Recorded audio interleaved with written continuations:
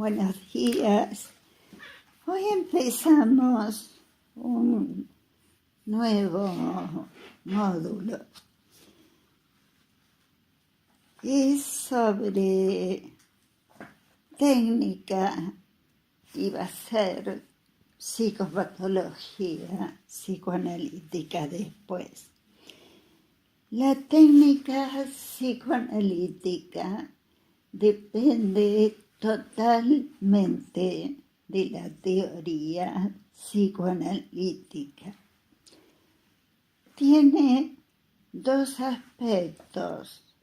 Una técnica que es de descubrimiento de lo que le pasa al paciente en cada sesión.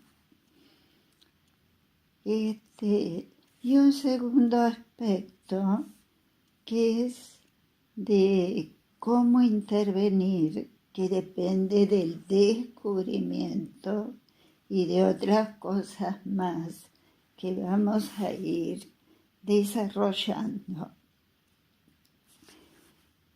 Para esto es necesario que se constituya la situación psicoanalítica. Esta situación psicoanalítica tiene condiciones que Daniel Mariani va a enunciar. Las condiciones de la sesión psicoanalítica. Que se constituya. Y las reglas, por más que condiciones. Sí, no, condiciones porque hay una condición que sea un psicoanalista. Formado, como hemos hablado varias veces, creo que lo hemos mencionado anteriormente acá también, pero es que esté formado bajo la teoría psicoanalítica, supervisado también por un analista que haya sido formado con la teoría psicoanalítica y también psicoanalizado, un análisis personal. Uh-huh. Pero en lo que concierne a las reglas, tenemos. Y supervisado. Sí, es lo que habíamos mencionado recién. Y en lo que concierne a las reglas para el establecimiento de la sesión psicoanalítica, tiene que ver con, primero que nada, la abstinencia del analista. ¿Sí? Esto es no tener intenciones de llevar al paciente a que se dirija a unas motivaciones personales, sino descubrir el deseo del paciente, cuáles son los objetivos de salud que tiene el paciente. Exacto. Además de esta regla, también está la atención libremente flotante, que es la atención del analista dirigida a los elementos que son derivados del inconsciente. Esto ahora lo vamos a desarrollar, lo vamos a mostrar también en esta sesión que vamos a leer con Isabel. Además también está la teorización flotante, que es lo que vos has agregado de Piero Lanier. Sí, que le agradecemos muchísimo a Piero Lanier y que ya ven, es uno de los aportes post-freudianos que nos parecen totalmente coherentes con la teorización freudiana. Y, por último, respecto de lo que son las reglas para la sesión psicoanalítica, la conexión de inconsciente a inconsciente, la conexión empática entre analista y paciente. Exacto. O sea que no hay que oponer cosas que han hecho a lo largo del movimiento psicoanalítico, teoría y conexión empática. Las psicoterapias que opongan conexión empática con teoría no son psicoanálisis.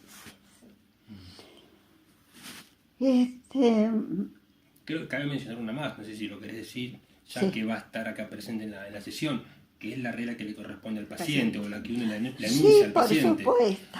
Que es la única regla para el paciente. Claro, que es la asociación libre justamente. Exacto. La obligación del paciente es relajarse, abrir su mente y decir todo lo que pasa por ella, aunque le dé vergüenza, pudor o resquemores. Es importante el motivo de esta regla de asociación libre. Esta regla de asociación libre no cura. Esto sale al paso de algunas críticas que han creído que le hace mal a los neuróticos obsesivos, porque los psicoanalistas hemos creído que con asociación libre los obsesivos se curan. Graso error. La asociación libre no cura a nadie. La asociación libre es una regla de recolección de datos. ¿Por qué?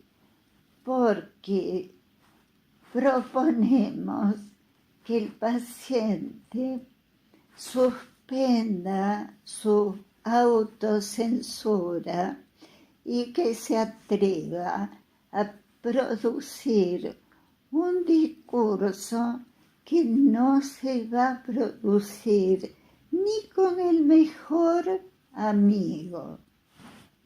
Eso de que me voy a tomar un café con mi mejor amiga o amigo y ya estoy como nuevo, no es verdad. No es igual al discurso bajo asociación libre que se produce en sesión psicoanalítica y que propende a atreverse a decir lo que a uno le parece sin sentido, vergonzoso, lo que no le diría ni a su mejor amigo, ni a su familiar más cercano.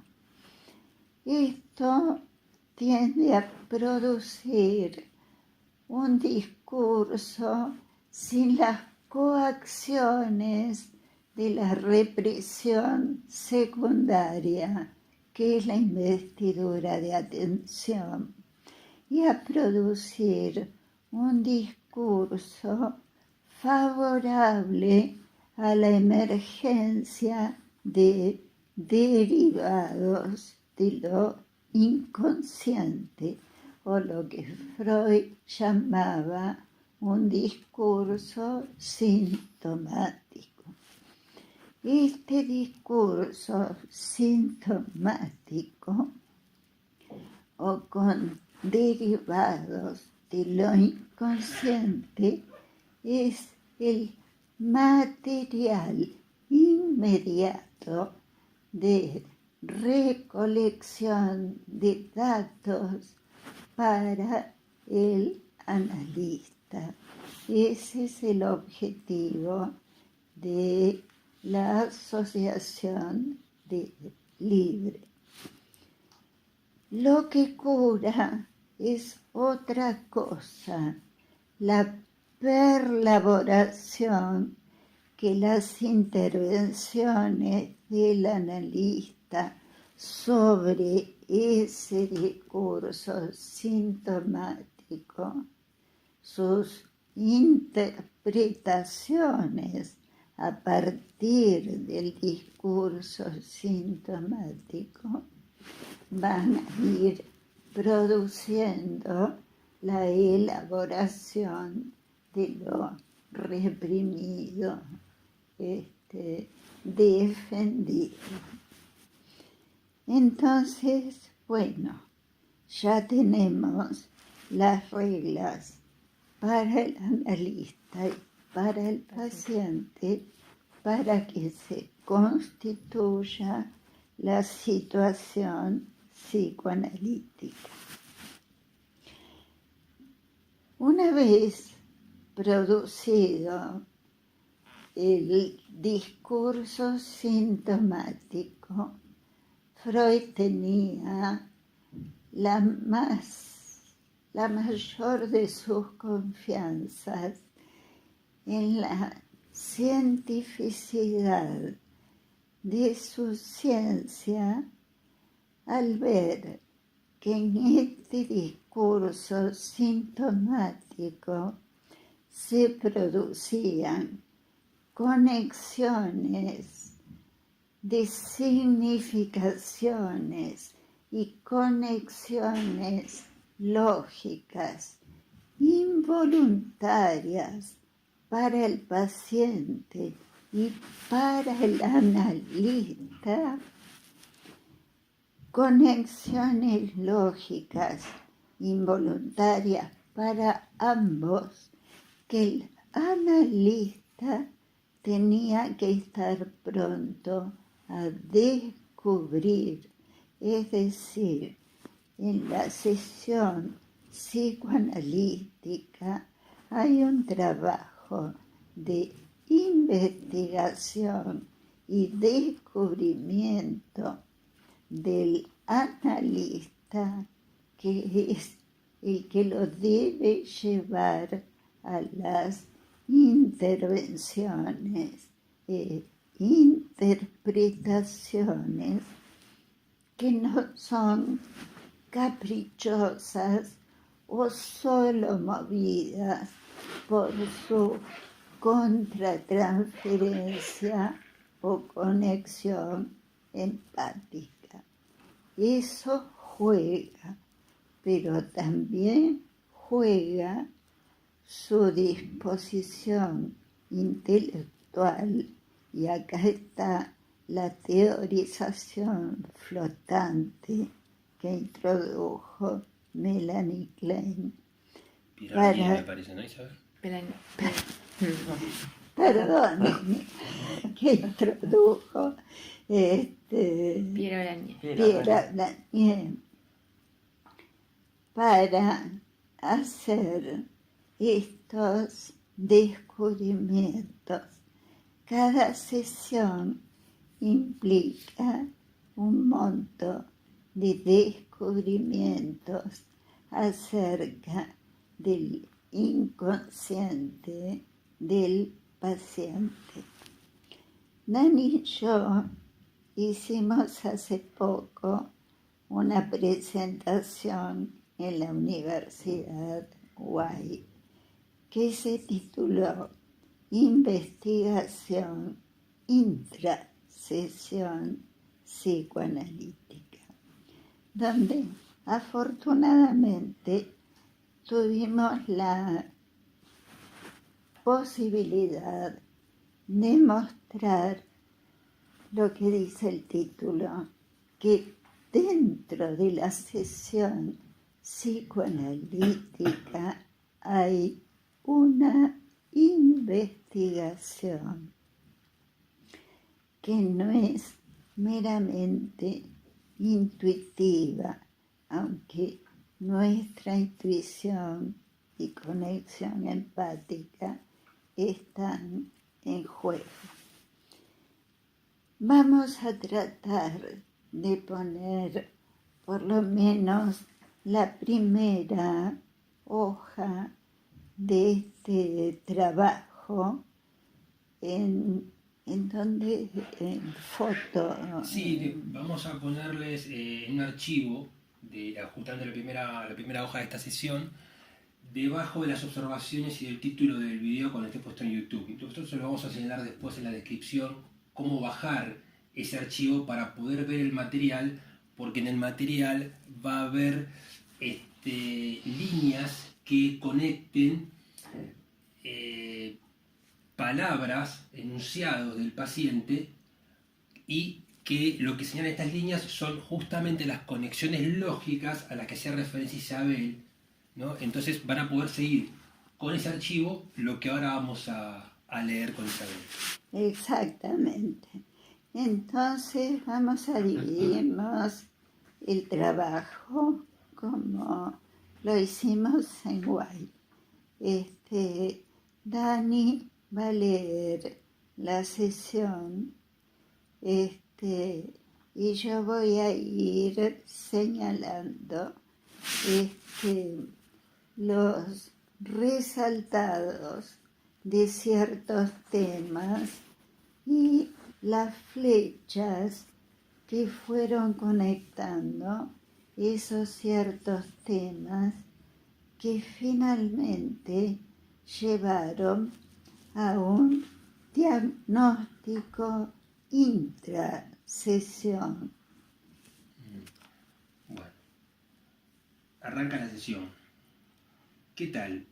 ¿Querés comenzar con algo en particular? ¿Querés describir someramente paciente, edad, sexo? Sí, bueno, se trata de un paciente masculino de alrededor de 40 años y que consulta por episodios en donde él siente, según sus palabras, un plus de angustia en ciertas ocasiones, algunas de ellas cuando se encuentra en soledad.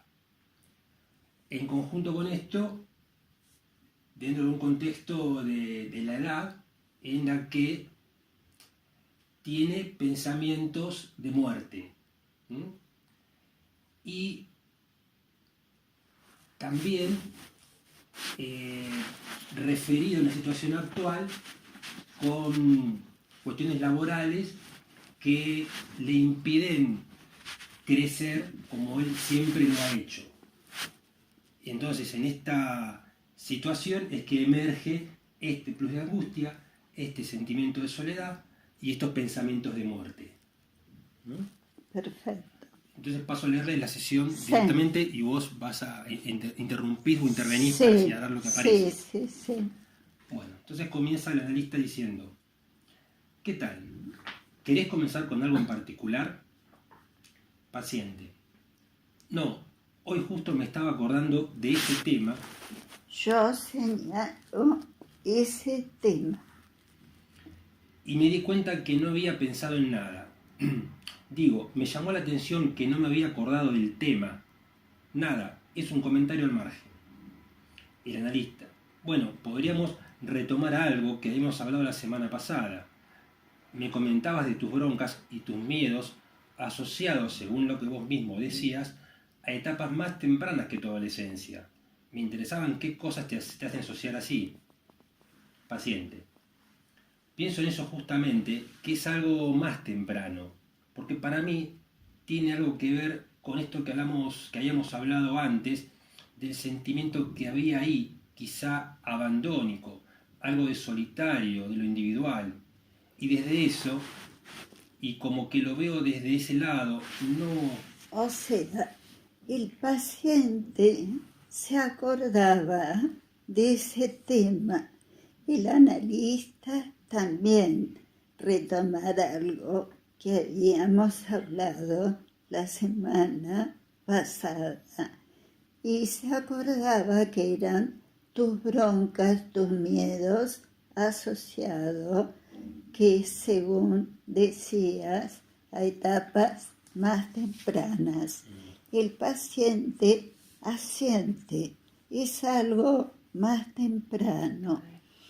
Habíamos hablado de un sentimiento quizás abandónico, solitario de lo individual, y desde eso, y como que lo veo desde ese lado, no más de una cuestión adolescente, individual, no de independizarse de, sino independiente como persona, como ser.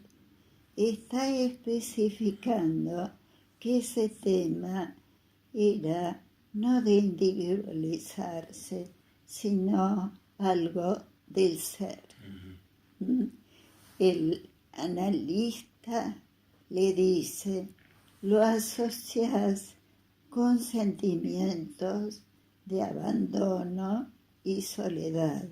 Es decir, los dos se van acompasando y dándole peso a lo que en la sesión empieza como ese tema.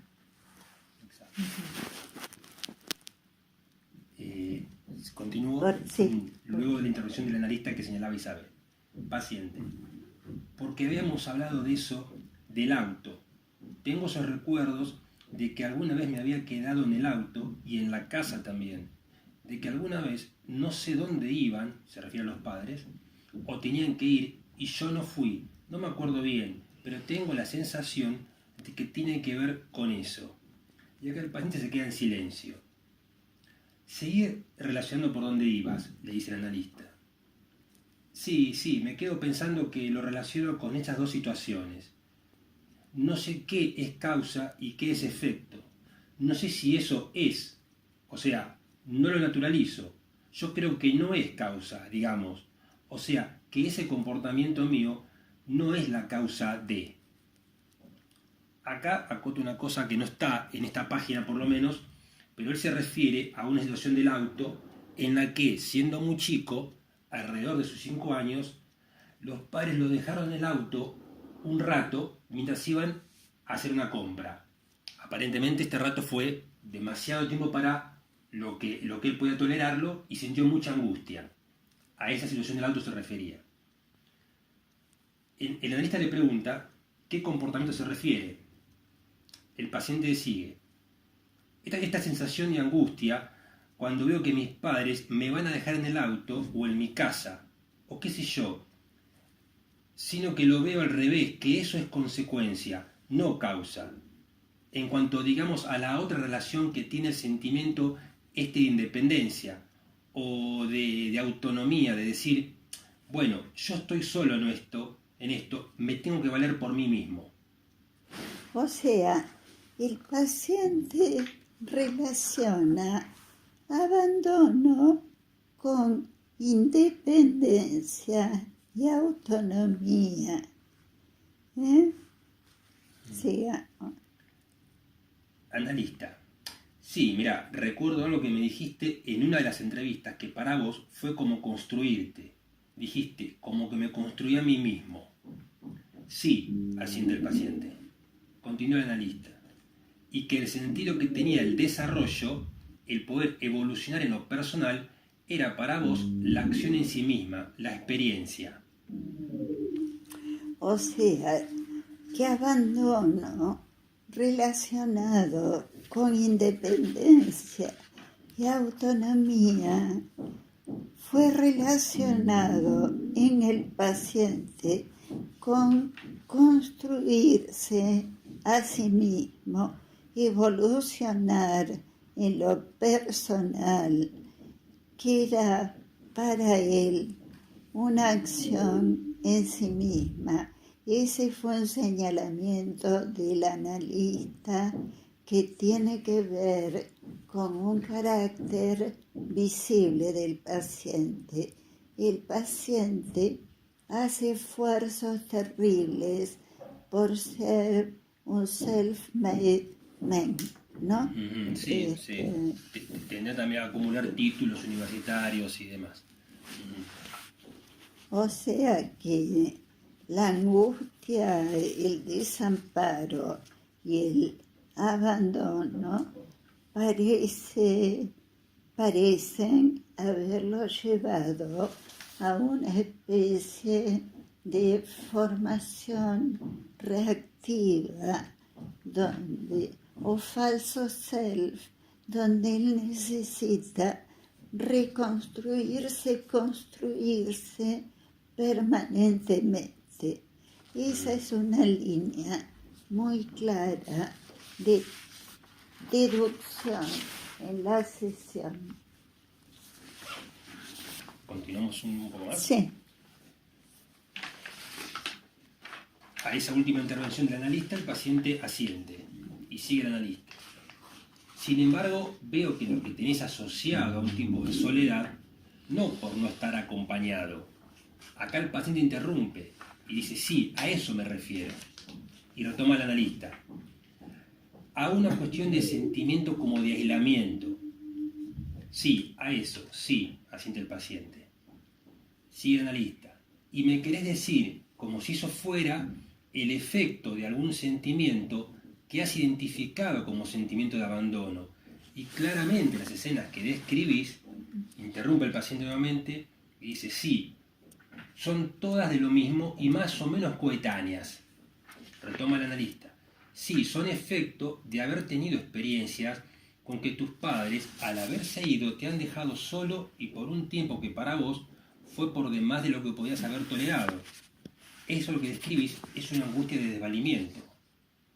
Paciente. Sí, claro, es que yo lo veo al revés, exacto.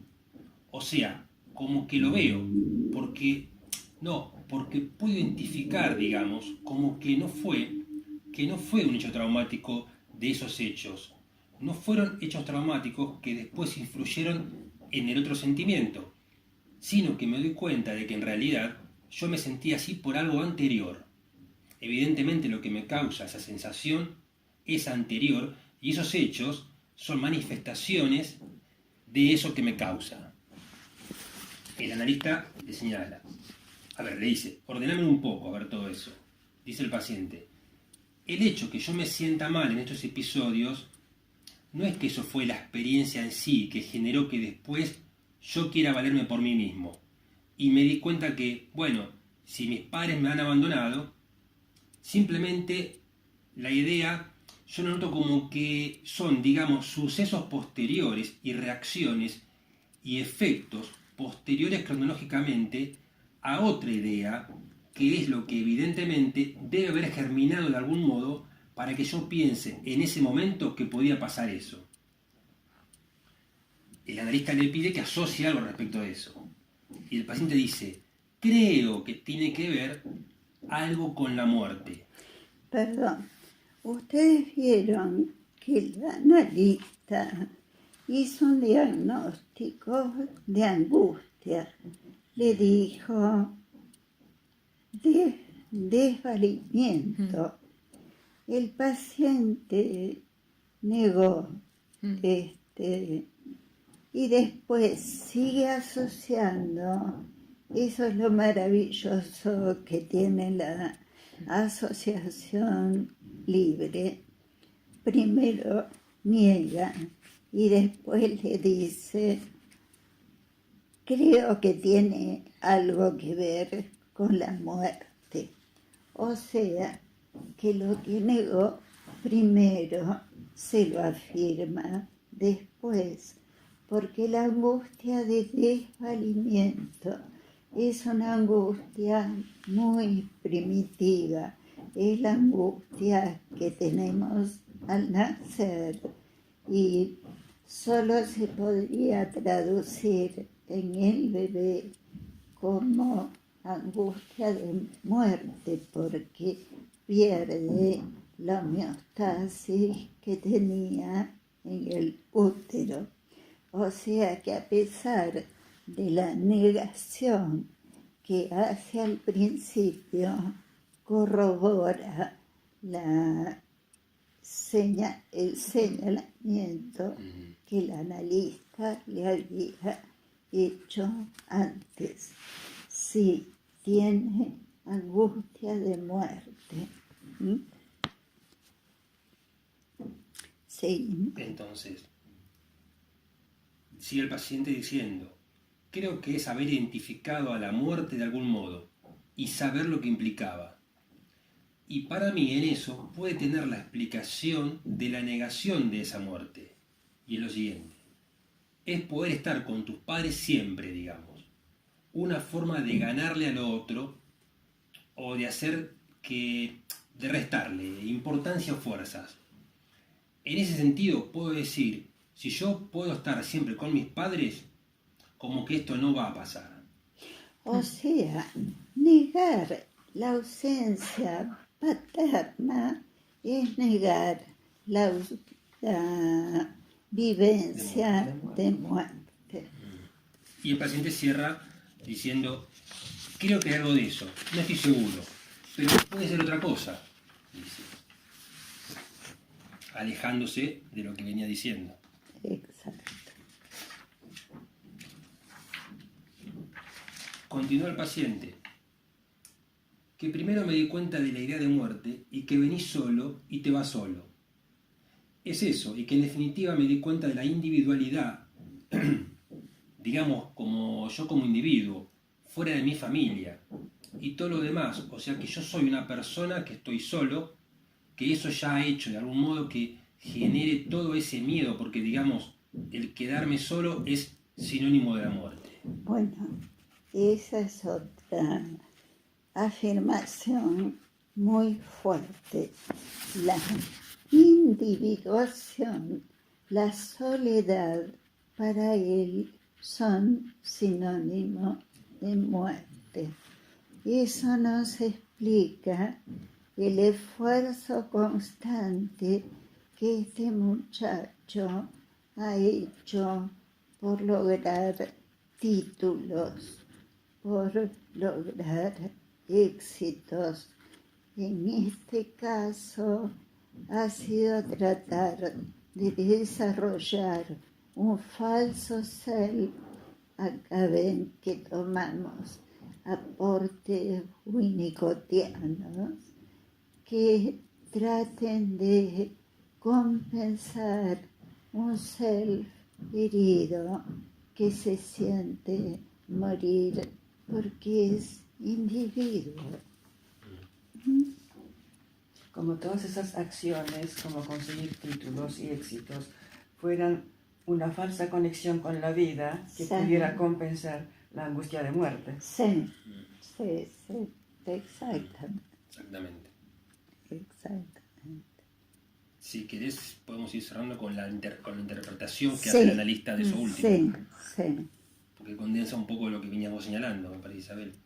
Le dice el analista, las vivencias que vos me describís pueden haber tenido aparejadas esa sensación o esa idea de la muerte porque son vivencias de desvalimiento, de estar desprotegido frente a tus propios miedos. Es como vos decís, se arrastra de todas esas impresiones que te ha dejado. Son interesantes las relaciones que estableces de tus miedos con la idea de individualidad que tenés, porque es más bien soledad lo que describís. Exacto. O sea, creemos